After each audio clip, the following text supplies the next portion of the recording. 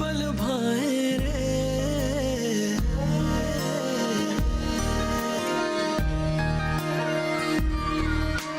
अपने देश की मिट्टी मन क्यों भूल न पाए रे। ओ मनवा कर्ज है इस मिट्टी के इतने चल रे चुकाए रे। अपने घर अपने कृषकों का बोझ बटाए रे। ओ मनवा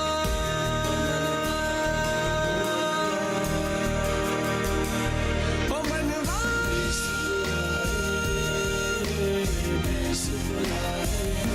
मेरा देश बुलाए, देश बुलाए रे। 27 वर्षों में आज तक हम आपसे कभी नाराज हुए हैं क्या? कभी नहीं। हमने कभी पूछा है आपसे आप क्या करते हैं, आपका व्यापार क्या है? अरे इसलिए तो आपसे कहते हैं कि आप ठाकुरायन है इस घर की, आपको पूरा हिसाब किताब पता होना चाहिए। हमारा पैसा कहाँ से आ रहा है, कहाँ जा रहा है। अब ये हमारे हवेली की इज्जत का सवाल है और आप ठहरी यहाँ की ठाकुरायन, तो ये आपका परम कर्तव्य है कि आप हमारी हवेली की इज्जत को बचाएं। समझिए आप। और गांव के मसीहा आपके दोस्त, उनके प्रति कोई जिम्मेदारी नहीं है आपकी?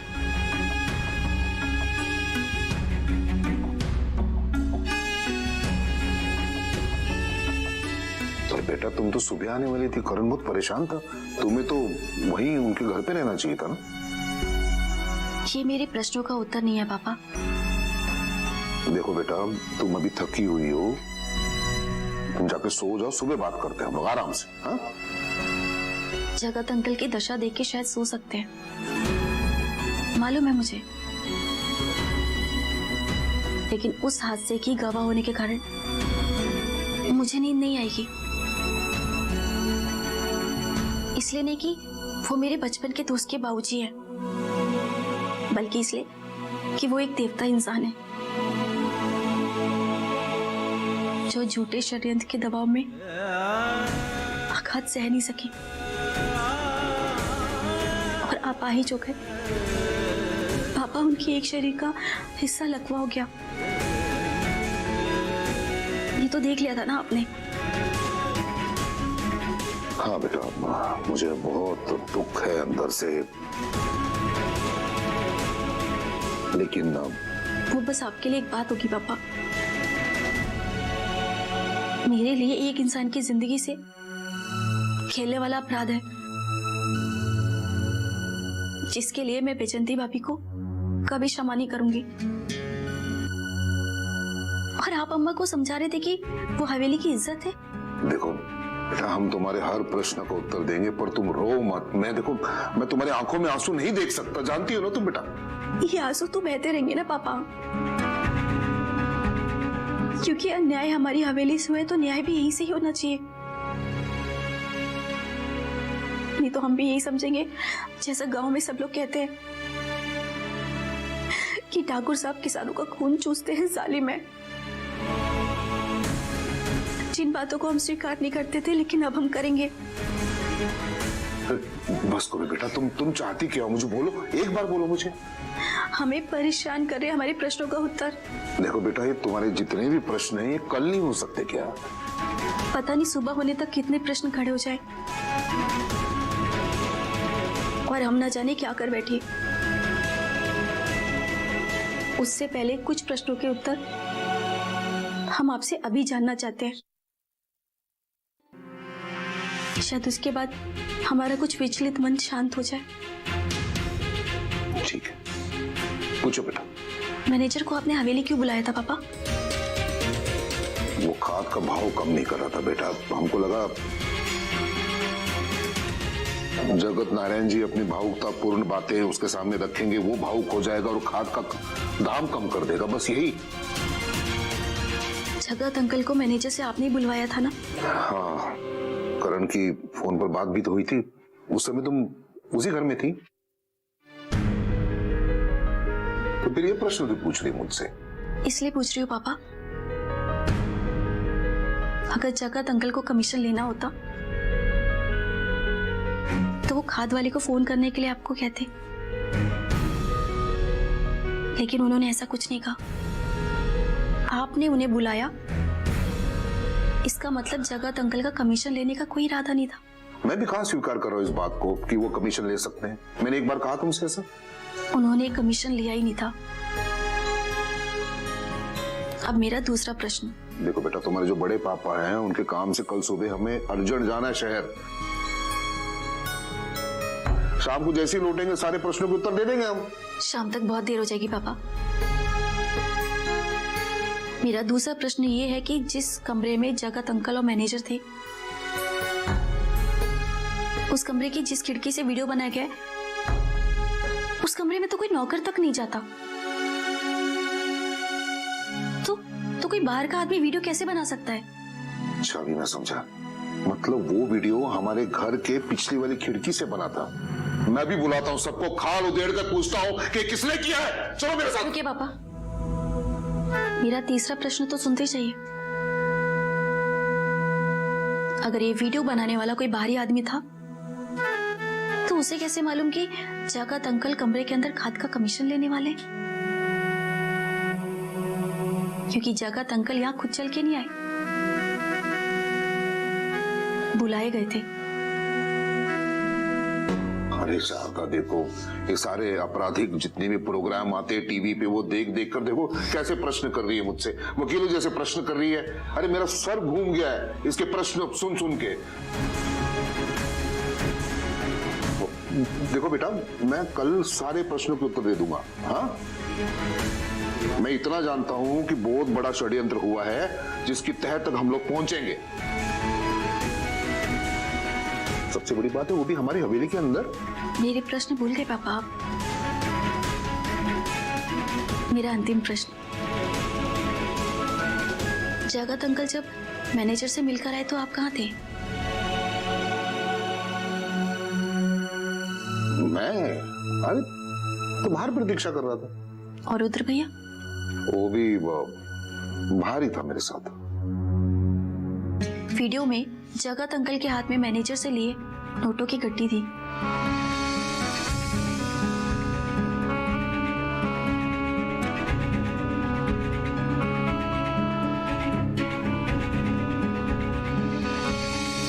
जो उन्होंने जेब में नहीं रखी थी, वो तो हाथ में लिए हुए बाहर निकले थे।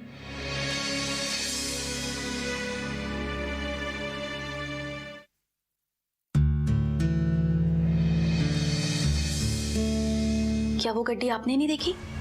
हाँ, जैसे बाहर आए तो मैं बहुत खुश हो गया क्योंकि वो मैनेजर ने शायद भाव वाव कम कर दिया होगा, तो मैंने ज्यादा ध्यान नहीं दिया बेटी। हमें मालूम कहाँ था कि ये सब होने वाला है, नहीं तो पहले से ध्यान देते हम। हो गए प्रश्न तुम्हारे बेटा? जी पापा।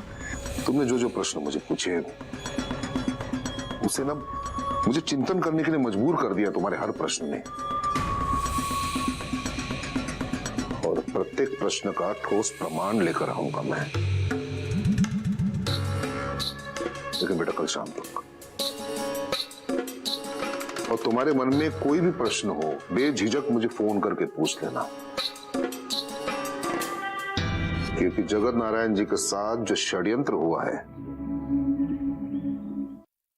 उसके अपराधी को जेल तक पहुंचाने की आग अब हमारे सीने में सुलग उठी है, और हम दोनों बाप बेटी मिलकर उस अपराधी को जरूर पकड़ेंगे और जगत नारायण जी को न्याय दिलाएंगे। ठीक है? जी पापा, चलते हैं माँ।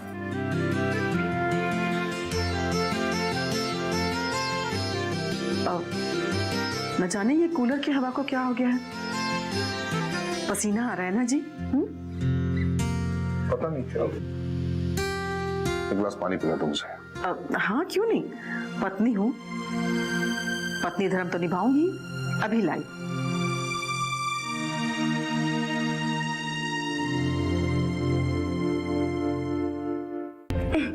ये तो जब हम ब्याह करके आए थे ना, तब ही जान गए। क्या जानी? बस इतना कि हम आपकी ननंद है, इकलौती ननंद। लेकिन आपने शायद निर्जला का अर्थ नहीं जाना। अब वो जान के हम क्या करेंगे? इस बुलाए रे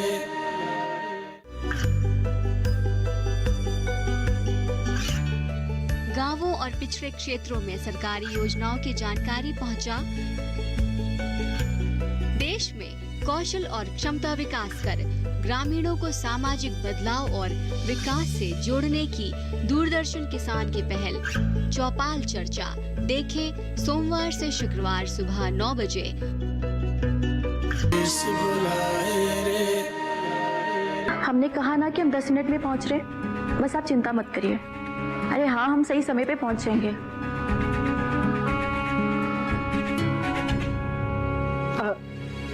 अरे निर्जला बिटिया, आओ नाश्ता कर लो। नहीं अम्मा, नाश्ता तो अब हम खाने के साथ ही करेंगे। तब तक आप भौजी और भैया को नाश्ता करा दीजिए। हमसे नाराज हैं, इसलिए इतने कड़वे वचन बोल रही हैं निर्जला जी। है कि नहीं अम्मा जी? भौजी, हम इस घर की बेटी हैं। निर्जला सिंह कसाना और आप इस घर की बहू। ये तो जब हम ब्याह करके आए थे ना, तब ही जान गए। क्या जानी? बस इतना कि हम आपकी ननंद है, इकलौती ननंद। लेकिन आपने शायद निर्जला का अर्थ नहीं जाना। अब वो जान के हम क्या करेंगे? तुमको जो जान लिए हैं। जानना तो पड़ेगा। काहे? क्योंकि कल तो आपको आक्रोश था ना, तो जी भर के प्रदर्शन किया आपने। लेकिन आज हमारा आपके साथ प्रेम है, तो निर्जला का अर्थ तो आपको समझाना ही पड़ेगा ना। निर्जला,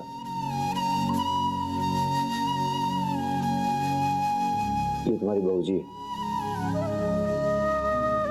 धन्यवाद भैया, हमें ये बताने के लिए कि ये हमारी भौजी है और आपकी धर्मपत्नी और इस हवेली की बहू। लेकिन आप हमें ये बताएंगे कि इनको हवेली की मर्यादाओं को लांघने का अधिकार किसने दिया? बाहर लोगों की भीड़ की जिंदगी से खेलने का अधिकार किसने दिया है? आपने या पापा ने? वो गलती से हम ना क्षमा मांग चुके हैं अम्मा जी से और पापा जी से।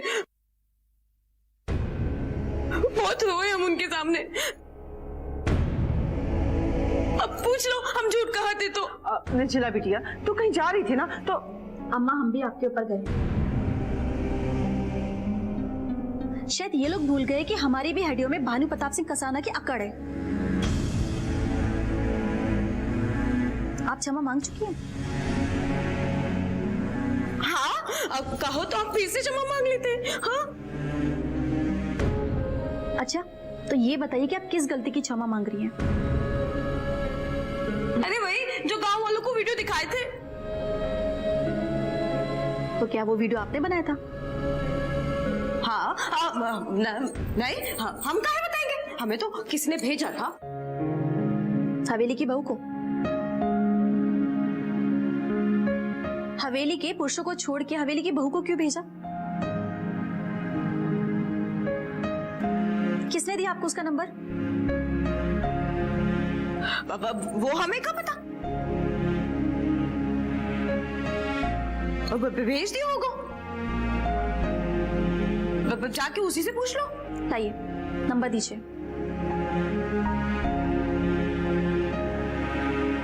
देख रहे हो जी,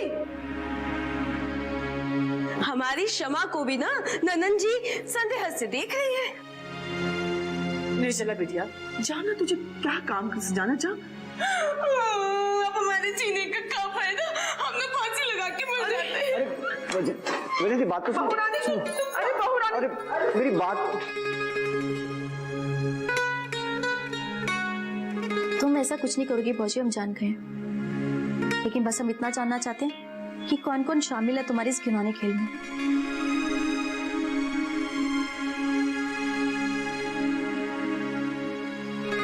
लेकिन आपको अपने पर्सनल डॉक्यूमेंट के साथ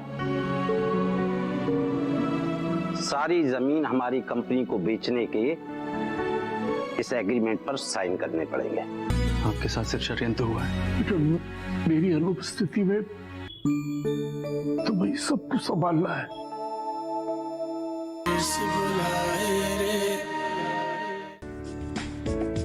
ये कामयाबी है अन्नदाता की। ये कहानी है खेत और खलिहानों की। कैसे करें अपने पशुओं की देखभाल, जानिए गांव-गांव के किसानों का हाल। देखिए गांव किसान, सोमवार से शुक्रवार दोपहर 12 बजे सिर्फ डीडी किसान पर।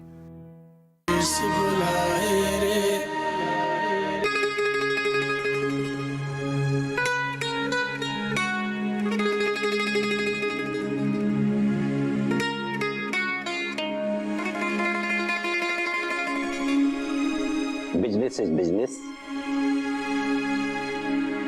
पहले पेपर चेक कर लूंगा, उसके बाद ये पैसा आपका। बिल्कुल सही कहा। क्या है ना, जैसे आपने बोला था हमने वैसा किया। 11 खेत और 3 घरों के कागजात हैं, और जिनका मालिकाना हक है उनका अंगूठा भी लगा हुआ है। देखिए क्या है ना सर, भानु प्रताप सिंह कभी भी धंधे में खोट नहीं करता, और अगर कोई उसके साथ खोट करता है तो साम दाम दंड भेद राग द्वेष छल कपट नीति अनीति कुनीति ढा ईर्षा कुचक्र षड्यंत्र से उसका विनाश कर देता है। अरे भैया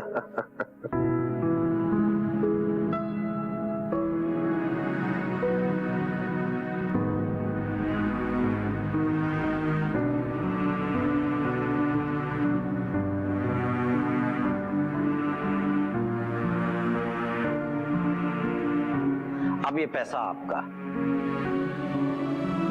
लेकिन आपको अपने पर्सनल डॉक्यूमेंट के साथ सारी जमीन हमारी कंपनी को बेचने के इस एग्रीमेंट पर साइन करने पड़ेंगे। जी जी, देखिए सब कागजात लेकर आया हूं मैं। ये रहा मेरा आधार कार्ड और ये रहा मेरा पैन कार्ड। एग्रीमेंट बनवा लीजिएगा, आप साइन कर देंगे।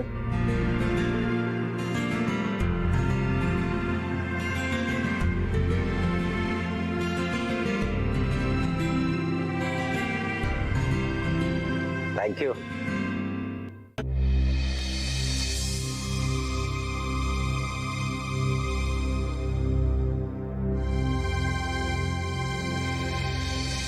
जगत अंकल की दशा देख के शायद सो सकते हैं, मालूम है मुझे,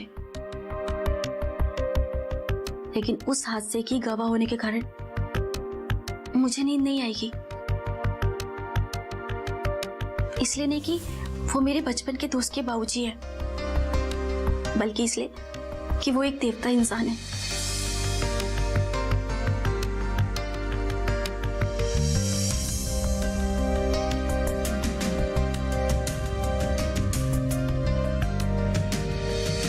मैं इतना जानता हूं कि बहुत बड़ा षड्यंत्र हुआ है जिसकी तह तक हम लोग पहुंचेंगे। सबसे बड़ी बात है वो भी हमारी हवेली के अंदर। मेरे प्रश्न भूल गए पापा आप?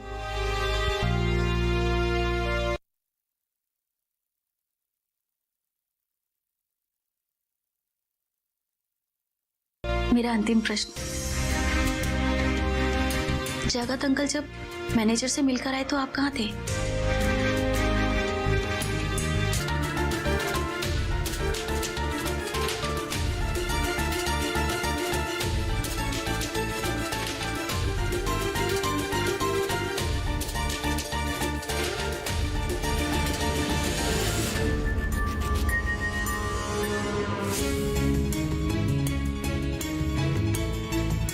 लगता है अम्मा जी ने अब तक मुझे माफ नहीं किया।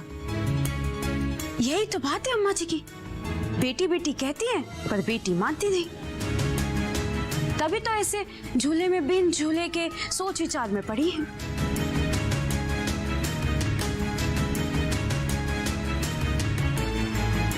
अम्मा ये बहुत दुखी है। अम्मा ये निर्जला के जाने के बाद बस रोए जा रही है, रोए जा रही है, चुप होने का नाम ही नहीं ले रही है। बड़ी मिन्नतों से चुप करा है। अब तुम ही समझाओ कि गलती तो इंसान से ही होती है ना, और अम्मा आगे से ऐसी कोई गलती नहीं करेगी, ध्यान रखेगी। गलती अनजाने में हो तो उसे भूल कहते। देखा, अम्मा ने स्वीकार कर लिया ना, माफ कर दिया तुमको।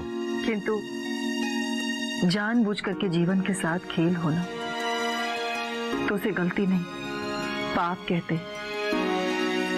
और उस पाप को मैं तो क्या, भगवान भी क्षमा नहीं करेंगे।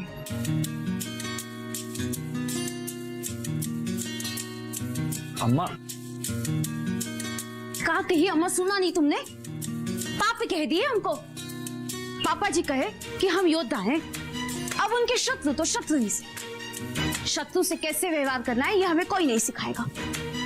अरे अम्मा अभी गुस्से में है, थोड़ा समय दो। कहा कहे तुमने सुना नहीं? तो तुम का कहियो। मैं कुछ नहीं जानूंगा।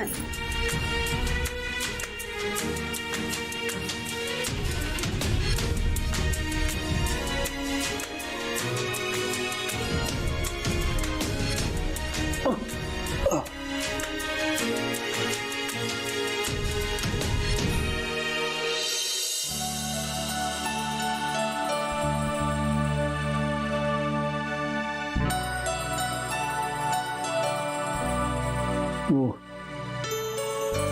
बीज और खाद का क्या हुआ? बाबूजी, मैंने मैनेजर से बात कर ली थी, वो खाद और बीज खेत में पहुंचा देंगे। शंकर काका का कॉल आया था, मैं और निर्जला वहीं जा रहे हैं।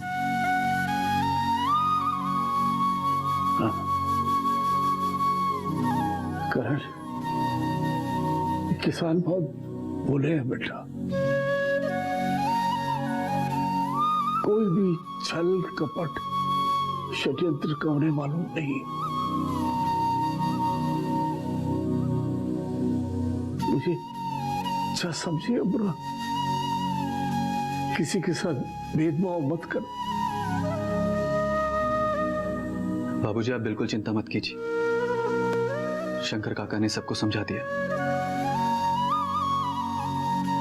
समझा दिया? क्या समझा दिया? यही कि सब लोग बिना भेदभाव के खेती करें। आप निर्दोष थे, निर्दोष हैं।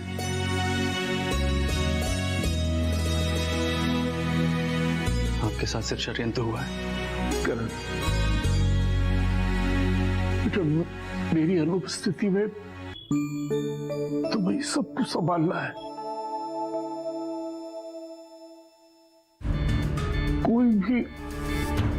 कोई भी नादानी किसानों का जीवन नष्ट कर सकती। बाबूजी, मुझसे नादानी इसलिए हुई थी कि मैं नए युग की सोच में ये भूल गया था कि अनुभव के बिना सोच अपंग हो जाती है। लेकिन आज के बाद मेरा हर फैसला अपने बाबूजी के अनुभव का हाथ पकड़कर चलेगा।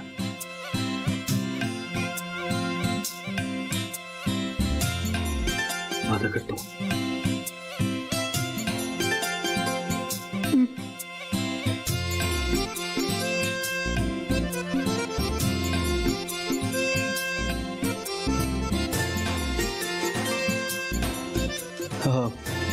बाबूजी, मैं वो खाद और बीज का बिल मैंने कृषि अधिकारी को भेज दिया। कुछ दिनों की जांच के बाद डायरेक्ट किसानों के अकाउंट में पैसा आ जाएगा।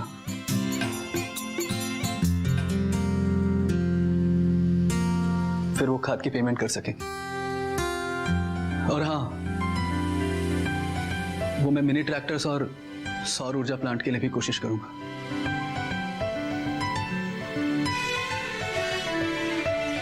और आज सच जाने के बाद एक पल में आपने पूरी सोच बदलवा दी।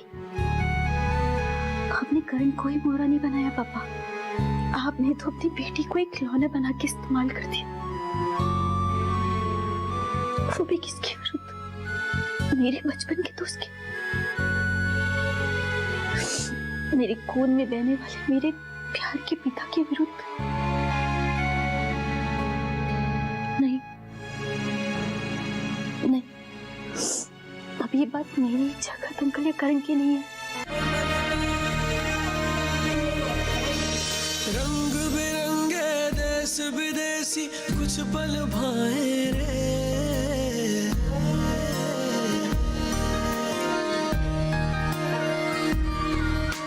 अपने देश की मिट्टी मन क्यों भूल न पाए रे, ओ मनवा